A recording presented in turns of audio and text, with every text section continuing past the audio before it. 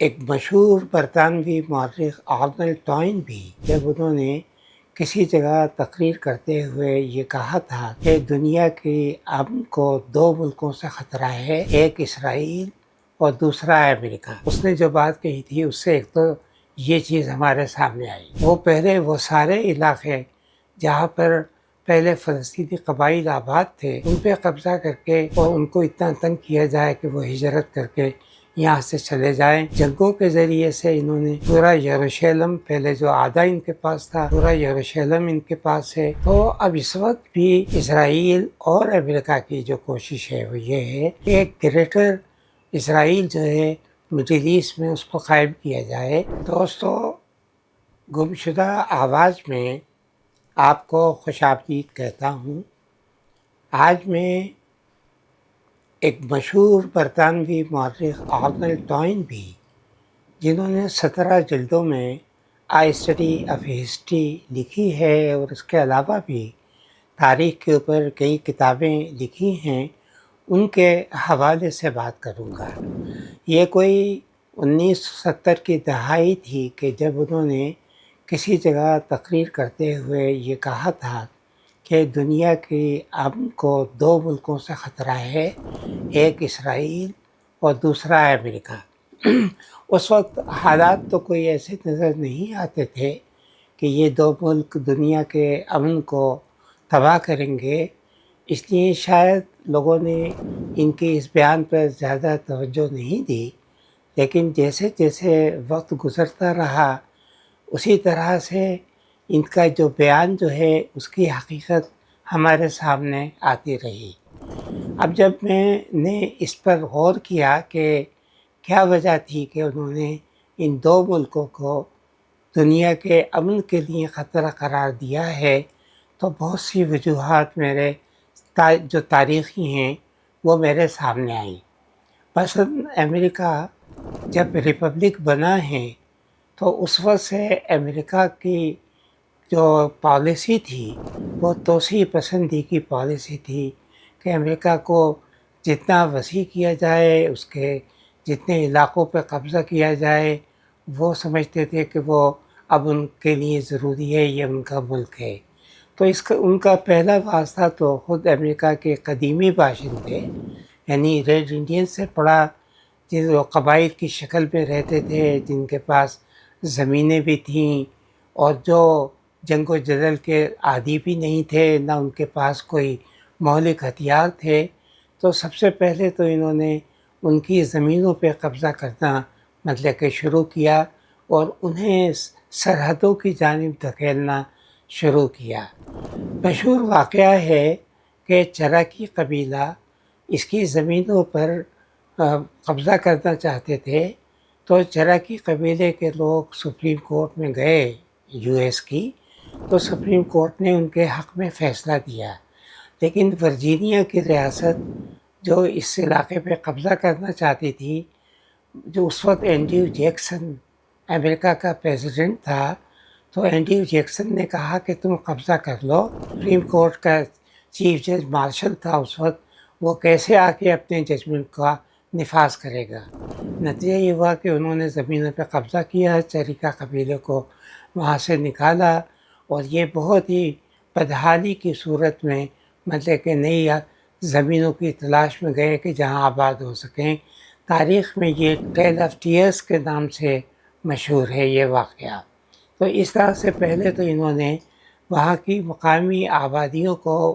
ان کی زمینوں سے نکال کر خاص علاقوں کے اندر محصور کر دیا کہ جن کا امریکہ کی زندگی سے، امریکہ کی تہذیب سے کوئی تعلق نہیں ہے، یہ اپنے ہی علاقوں کے اندر محصور رہتے ہیں۔ یہاں تک کہ 1914 میں جا کر پہلی مرتبہ ان لوگوں کو یعنی یونائٹڈ اسٹیٹ کے سٹیزن شپ جو ہے وہ دی گئی ہے، ورنہ اس سے پہلے تو یہ مطلب کہ یونائٹڈ اسٹیٹ کے سٹیزن بھی نہیں تھے۔ اچھا، اس کے بعد جو توسیع کی ان کی ایک عزم تھا کہ کس طریقے سے بڑھایا جائے، تو کچھ علاقے اس وقت میکسیکو کے پاس تھے، جس میں کولمبیا کی یہ ریاست تھی، ٹیکساس کا علاقہ تھا، اس پہ انہوں نے قبضہ کیا اور اس کو بھی اپنے میں شامل کیا۔ پھر نیپولین کے پاس جو فرانس کی کچھ کالونیز تھیں وہ بھی اس نے ان کے ہاتھوں بیچ دیں، تو ان کو اور علاقہ مل گیا۔ پھر اس کے بعد انہوں نے ہوائی کے علاقے میں قبضہ کر کے اس کو بھی شامل کر لیا۔ تو اس طرح سے توسیع کرتے کرتے انہوں نے تقریباً پورے امریکہ کی زمینوں پر اور اس کے علاقوں پہ قبضہ مطلب کہ کر لیا، اور ایک وسیع ملک جو ہے وہ بنا لیا۔ اچھا، خاص بات جو ہے وہ یہ ہے کہ امریکہ میں جو پہلی نسل کے حساب سے بھی انہوں نے رکھا، یہ اینگلو میں جرمن ٹرائب تھے نسلی لحاظ سے، جن کا یہاں پر پہلے قبضہ ہوا ہے۔ تو انہوں نے دوسرے جو سفید فام لوگ تھے آنے والے، جن میں اٹیلین کے لوگ تھے، جن میں روس سے لوگ آ رہے تھے، جن میں آئرلینڈ سے لوگ تھے، حالانکہ یہ بھی سفید فام تھے، لیکن ان کو انہوں نے اینگلو سیکسن نسل سے علیحدہ کر کے ان کو بھی برابر کا مقام جو ہے ابتدا میں نہیں دیا تھا، ان کو بھی مطلب کہ علیحدہ ہی رکھا تھا۔ پھر یہاں پر جب چائنیز کی ایک بڑی تعداد آئی تو چائنیز سے انہوں نے یہاں ریلوے لائنز بچھائیں، اور ان کے رہنے کے لیے اس کے قریب ہی ایک کیبنٹ ہوتی تھی، جہاں ایک کیبن ہوتی تھی جہاں پر یہ لوگ رہا کرتے تھے، اور 14 گھنٹے مطلب کہ کام کیا کرتے تھے۔ تو ان کو بھی انہوں نے کوئی اپنی یعنی نسل میں شامل نہیں کیا، ان کو بھی اپنے سے علیحدہ ہی انہوں نے رکھا۔ تو اس طریقے سے امریکہ میں ایک تو سفید فام اور اینگلو سیکسن قبیلے کی یا ذات نسل کی برتری جو تھی وہ رہی، دوسری ذاتوں نسل کے لوگوں کو بہت بعد میں جا کے امریکی ریاست کے جو تھے وہ حقوق ملے، پہلے یہ حقوق ان کے پاس مطلب کہ نہیں تھے۔ اچھا، جب امریکہ میں ان کا قبضہ ہو گیا تو اب انہوں نے اوورسیز کی طرف توجہ دی۔ پہلے انہوں نے فلپائن کے اوپر قبضہ کیا۔ کسی نے تھیوڈور روزویلٹ اس وقت امریکہ کا پریزیڈنٹ تھا، اس سے کہا کہ فلپین تو بہت دور ہے، تو اس نے کہا ہمارا بحری بیڑا جو ہے اسے نزدیک لے آئے گا۔ پھر جیسا آپ کو معلوم ہے کہ جب ویتنام سے فرانسیسی نکلے تو ویتنام کی جنگ جو ہے وہ بھی امریکہ کے حوالے کرتے چلے گئے تھے۔ پھر انہوں نے جگہ جگہ اپنی ملیٹری بیسز بنائیں، سیکنڈ ورلڈ وار کے بعد خاص طور سے جاپان کے اندر مطلب کہ ان کی بڑی فوجی بیس تھی۔ تو یہ تھا کہ ان کے جو عزائم تھے امریکہ کے وہ یہ تھے کہ نہ صرف امریکہ کا کانٹیننٹ ان کے قبضے میں رہے، وہاں پر کوئی اور دوسری قوم آ کر مطلب کہ آباد نہ ہو، نہ اس کو کوئی حقوق دیے جائیں، اور تیسرا یہ بھی تھا کہ دنیا میں ان کی ڈکٹیٹرشپ جو ہے یا ان کا تسلط جو ہے وہ قائم رہے۔ تو یہ مطلب کہ ٹوائنبی نے بتایا تو نہیں تھا، لیکن اس نے جو بات کہی تھی اس سے ایک تو یہ چیز ہمارے سامنے آئی، اور دوسرے جو اس نے اسرائیل کے بارے میں کہا، تو آپ کو پتہ ہے کہ یہ سارا علاقہ فلسطین کا یا اسرائیل کا یہ ایک زمانے میں عثمانی ترک جو تھے ان کا قبضے میں تھا، لیکن جب پہلی جنگ عظیم میں عثمانیوں کو شکست ہوئی تو یہاں پر برطانیہ اور لبنان نے ان علاقوں پہ قبضہ کیا۔ برطانیہ کے پاس مطلب کہ عراق، شام اور فلسطین کا علاقہ آیا، اور فرانس کے پاس لبنان کا اور سیریا کا علاقہ جو ہے یہ آیا۔ اچھا، تو برطانیہ نے کہ جب یہاں قبضہ کیا ہے تو یہاں پر یہودیوں کی آبادی بہت کم تھی، فلسطینیوں کا یہ علاقہ تھا، لیکن یہودیوں کی زیون تنظیم جو ہے وہ یہودیوں کے لیے ایک علیحدہ ملک چاہتی تھی۔ اس علیحدہ ملک کے مطالبے کو پورا کرنے کے لیے برطانوی حکومت نے ان کو کئی مطلب کہ آپشن دیے۔ مثلا ان سے کہا کہ آپ یوگنڈا کے میں مطلب اپنے ملک کو بنا لیں، اس پہ انہوں نے انکار کیا۔ انہوں نے ایک دو ملکوں کو نام لیا، ان کا ہم یہاں فلسطین ہی میں بنائیں گے کیونکہ یہ ہمارا مطلب کہ قدیمی ملک ہے۔ یہ بھی ایک مت ہے کہ یہ ان کا قدیمی ملک ہے، قدیمی ملک ان کا یہ نہیں تھا۔ اسرائیل کا یہ قبیلہ تو حضرت ابراہیم کے زمانے میں یہاں پر آیا تھا، اور یہاں پر 2 یہودی ریاستیں تھیں، لیکن یہ تھا کہ انہوں نے ایک مت جو بنائی کہ یہاں پر ہماری حکومت رہی ہے، جس کو آخری مرتبہ رومن سلطنت نے ختم کر کے اور ان کے یروشلم کے مندر کو تباہ کر دیا تھا، جس کی وجہ سے یہ لوگ ہجرت کر کے سب کے سب جو ہیں وہ چلے گئے تھے اسکندریہ میں۔ لہٰذا ان کا کہنا یہ تھا کہ اب یہ علاقہ یا یہ ملک ہمارا ہے، ہم اسی میں واپس آئیں گے۔ اچھا، آہستہ آہستہ یہاں پر پھر برطانوی حکومت نے ان کو واپس ہجرت کی اجازت دی، تو آہستہ آہستہ یہ یہودی قبائل جن کی بڑی تعداد یعنی رشیا میں تھی یا ایسٹرن یورپ کے اندر تھی، وہاں سے یہ بڑی تعداد میں آنا شروع ہوئے، یہاں سے انہوں نے زمینیں خریدنا شروع کیں اور آہستہ آہستہ فلسطین پہ قبضہ انہوں نے شروع کیا۔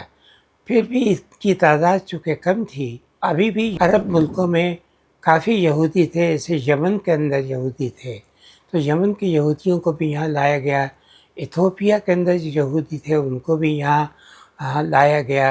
اور ایران کے اندر جو یہودی تھے ان کو بھی یہاں لایا گیا۔ اچھا، پاکستان میں بھی کراچی کے اندر یہودیوں کی ایک فیملی تھی، اور لارنس روڈ پہ ان کا سینیگاگ تھا، لیکن یہاں سے یہ لوگ بھی زیادہ لوگ نہیں تھے، لیکن یہ جو بھی جتنی بھی ان کی تعداد تھی، یہاں سے یہ لوگ سب ہجرت کر کے اور اسرائیل چلے گئے۔ تو اسرائیل نے اس لیے دنیا بھر کے پھر امریکہ سے کافی بڑی یہودیوں کی تعداد کو یہاں لا کے آباد کیا گیا، ان کو کنسیشن دیے گئے، اور اس فلسطینیوں کی زمینوں پہ قبضہ کیا، گھروں پہ قبضہ کیا گیا، اور ان کو قتل عام کر کے ان کو فلسطین سے نکالا گیا۔ مشہور قتل تو ڈیرہ یاسین کا ہے، جس میں فلسطینیوں کے پورے گاؤں کو مسمار کر دیا تھا، اور فلسطینیوں کا قتل عام انہوں نے کیا تھا۔ تو فلسطینیوں کے لیے کوئی جگہ نہیں تھی، تو وہ پھر عرب ملکوں کے اندر گئے، جس میں مطلب کہ سیریا بھی ہے، کویت کا علاقہ بھی ہے، یمن کا علاقہ بھی ہے، اور دوسرے علاقوں بھی گئے، خاص طور سے مصر کے علاقے میں بڑی تعداد کے اندر گئے، اور مصر کے اندر ہی انہوں نے فلسطینیوں نے پھر اپنی آزادی کے لیے کیمپ بھی بنائے تھے، ٹریننگ کیمپ، جہاں پر کہ یہ فوجی تربیت حاصل کرتے تھے، اور ان کا ایک ریسرچ انسٹیٹیوٹ بھی تھا جو مصر کے اندر تھا۔ ہوا یہ تھا کہ 1942 کے اندر مطلب کہ اسرائیل نے فلانگسٹ جو لبنان کے رائٹسٹ ایک ملیشیا تھی، ان کے ذریعے سے حملہ کرا کے فلسطینیوں کے کیمپ میں قتل عام کرائے، عورتوں اور بچوں کا قتل کیا۔ ان کا جو تحقیقی ادارہ تھا، بمبارڈمنٹ کر کے اس کو ختم کیا، ان کے جو کیمپ تھے ٹریننگ کے وہ ختم کیے۔ تو انہوں نے پھر ایک طرح سے فلسطینیوں کی مزاحمت کو ختم کر کے اور کوشش کی کہ اسرائیل کو ایک مذہبی ریاست بنایا جائے، قومی ریاست نہیں۔ مطلب ایک صورت تو یہ ہو سکتی تھی کہ فلسطین میں فلسطینی بھی رہتے اور یہودی بھی رہتے، یعنی ایک ایسی ریاست ہوتی ہے، قومی ریاست، جس میں 2 نسلوں کے لوگ رہتے، لیکن انہوں نے وہاں پر صرف مذہبی ریاست کو قائم کیا، اور لہذا قومی ریاست نہیں ہے، مذہبی ریاست ہے۔ ہیبریو کو قومی زبان جو ہے وہ انہوں نے بنایا۔ اب وہاں پر تھوڑے بہت جو عرب موجود ہیں وہ ضرور ہیں، لیکن یہ کہ ان کے کوئی زیادہ حقوق جو ہیں وہ نہیں ہیں، اور ان کی کوشش ہے کہ ایک گریٹر اسرائیل کے طور کے اوپر وہ سارے علاقے جہاں پر پہلے فلسطینی قبائل آباد تھے ان پہ قبضہ کر کے ان کے باغات جو تھے اولیو آئل کے، ان کے درختوں کو کاٹ دیا تاکہ ان کی روزی جو ہے وہ ختم ہو جائے، اور ان کو اتنا تنگ کیا جائے کہ وہ ہجرت کر کے یہاں سے چلے جائیں۔ تو ان علاقوں پہ بھی انہوں نے قبضہ کیا۔ جنگوں کے ذریعے سے انہوں نے پورا یروشلم، پہلے جو آدھا ان کے پاس تھا اب پورا یروشلم ان کے پاس ہے، اور یروشلم تل ابیب کی جگہ کی جگہ انہوں نے یروشلم ہی کو اپنا دارالسلطنت جو ہے وہ بنائے رکھا ہے۔ تو اب اس وقت بھی اسرائیل اور امریکہ کی جو کوشش ہے وہ یہ ہے کہ ایک گریٹر اسرائیل جو ہے مڈل ایسٹ میں اس کو قائم کیا جائے، اور جتنی بھی ریاستیں ہیں یعنی ان کو ختم کیا جائے۔ عراق کو یہ تقریباً ختم کر چکے ہیں، اب ان کا ارادہ تھا کہ ایران کی ریاست جو ہے اس کو بھی ختم کیا جائے۔ تو اب دیکھیں جو ٹوائنبی نے بات کہی تھی وہ ایک طرح سے مطلب کہ موجودہ حالات میں صحیح ثابت ہو رہی ہے کہ دنیا کے امن کو ان دو ملکوں سے خطرہ ہے، چونکہ سب سے زیادہ خطرہ اسرائیل سے ہے، چونکہ اسرائیل جو ہے اپنی توسیع پسندی کے اس میں جنگوں کی خونریزی، مطلب کہ عورتوں بچوں کا قتل، ان شہریوں کے بمبارڈمنٹ کر کے ان کو مارنا، اسکولوں پہ حملے کر کے ان کو ختم کرنا، ان کے بچوں کے اوپر حملے کرنا، مطلب کہ اس کے پاس اس کے لیے کوئی رحم کی گنجائش جو ہے کوئی نہیں ہے۔ اسے ایک بڑا وسیع اور توسیع اس اسرائیل کی ضرورت ہے جو وہ چاہتا ہے۔ اب کیا ایک توسیع اسرائیل بن سکے گا یا نہیں بن سکے گا، اس سوال کا جواب تو دینا مشکل ہے، لیکن یہ ضرور ہے کہ یہ دونوں قوتیں جو ہیں اسرائیل کی اور امریکہ کی، ان کے جو عزائم ہیں مڈل ایسٹ کے اندر ہمیں وہ پورے ہوتے نظر آ رہے ہیں۔ اگر یہ پورے ہو گئے تو دنیا کا امن کس طرف جائے گا، دنیا کدھر جائے گی، اور اس کے بعد اور کتنی خونریز جنگیں ہوں گی اور کتنا خون بہے گا، اس کے بارے میں کچھ نہیں کہا جا سکتا۔ لیکن یہ ہے کہ کبھی کبھی مورخ جو بات کہتے ہیں تاریخ کے تناظر میں، وہ بات کبھی کبھی کسی حد تک صحیح بھی ہو جاتی ہے۔ تو ٹوائنبی نے جو بات کہی تھی میرے خیال سے کافی حد تک وہ بات مطلب کہ سچ ہو کے ہمارے سامنے آ رہی ہے۔ آپ کا بہت شکریہ، یہ آپ اپنی اس سلسلے میں رائے بھی دیجیے گا، اور ہمارے یہ گمشدہ آواز کے ممبر بھی بنیے گا، تاکہ ہم جو آئندہ بھی پروگرام پیش کریں